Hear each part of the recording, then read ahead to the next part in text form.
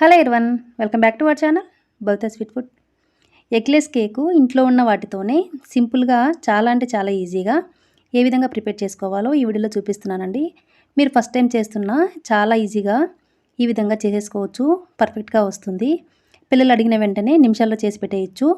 ఈ eggless cake prepare చేయడం కోసం అయితే నేను ఇప్పుడు ఒక మిక్సీ జార్లోకి ఒక 3/4 కప్పు అంటే 3/4 కప్ అంతా షుగర్ తీసుకొని ఒక ఇలాచీ వేసుకొని మెత్తగా గ్రైండ్ చేసుకుంటున్నాను. ఇప్పుడు ఒక బౌల్లోకి ఒక స్టైనర్ తీసుకొని అందులో గ్రైండ్ చేసి పెట్టుకున్న షుగర్ ఇలాచీ పౌడర్ కూడా వేసేసుకుంటున్నాను.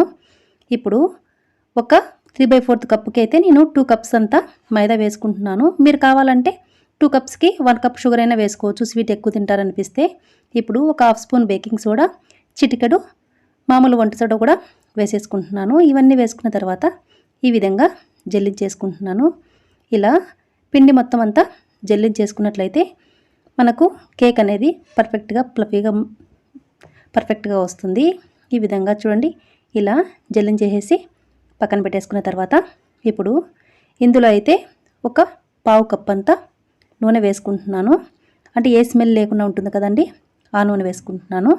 ఇప్పుడు పాలు కూడా 1.5 కప్ అన్ని పాలు పోసుకుంటున్నాను. ఒక 1/2 కప్ అంతా పెరుగు తీసుకుంటున్నాను. అంటే పాలు పెరుగు కలిపి 2 కప్స్ అంతా. ఇప్పుడు వీటిని ఒకే సైడ్ మనము మిక్స్ చేసుకోవాలి. అంటే ఇటు సైడ్ అటు సైడ్ టర్న్ చేసినట్లయితే కేక్ అనేది పర్ఫెక్ట్గా రాదు. ఒకే వైపు నుంచి మనం స్టార్టింగ్ ఎలా స్టార్ట్ చేస్తామో అదే సైడ్ కానీ మనం ఈ విధంగా కంటిన్యూస్గా కలుపుతూ ఉండాలి.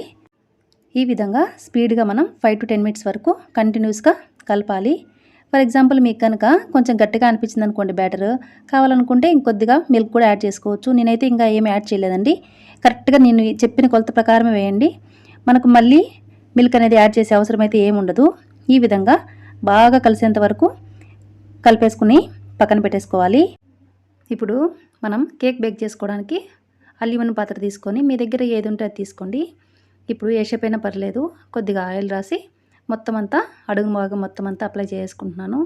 ఈ విధంగా మొత్తం అంతా ఆయిల్ అప్లై చేసిన తర్వాత ఒక స్పూన్ అంతా మళ్ళీ మైదా వేసుకొని ఈ విధంగా మొత్తం అంతా అడుగంతా బాగా ఈ విధంగా పట్టించేసేయాలి. దీనివల్ల ఏంటంటే కేక్ అనేది అతుక్కోకుండా పర్ఫెక్ట్గా వస్తుంది. మనకైతే అడుగునైతే మనం కావాలనుకుంటే బటర్ పేపర్ అయినా వేసుకోవచ్చు. నేనైతే ఏమి వేయట్లేదు.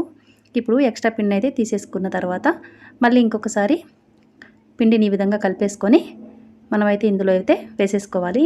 ఇలా పిండి మొత్తం వేసేసుకున్న తర్వాత ఒకసారి 2-3 సార్లు ఇలా ట్యాప్ చేసినట్లయితే కేక్ అనేది కరెక్ట్గా వస్తుంది.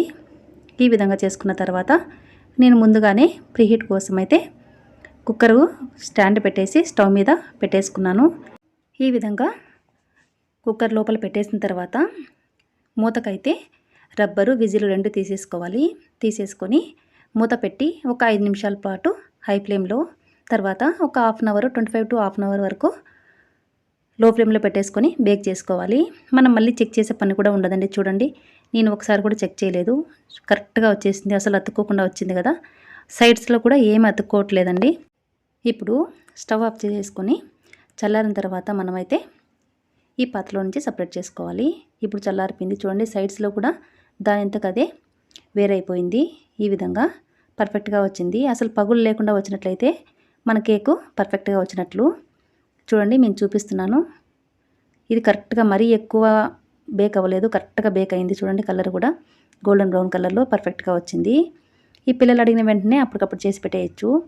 చాలా అంటే చాలా ఇష్టంగా తింటారు కదండి. చూడండి, నా కేక్ అయితే చాలా బాగా వచ్చింది. మీరు కూడా ట్రై చేయండి. మీరు ట్రై చేశాక మీకు ఎలా వచ్చిందో కామెంట్ సెక్షన్లో కామెంట్ చేయడం అయితే అసలు మర్చిపోవద్దు. ఈ టేస్టీ ఈజీ కేక్ మీకు నచ్చిందే అనుకుంటున్నానండి. చూడండి, చాలా సాఫ్ట్గా, చాలా అంటే చాలా రుచికరంగా ఉందండి. మీకు ఈ కేక్ నచ్చినట్లయితే ఒక లైక్ చేసి సబ్స్క్రైబ్ చేసుకోండి. Thanks for watching.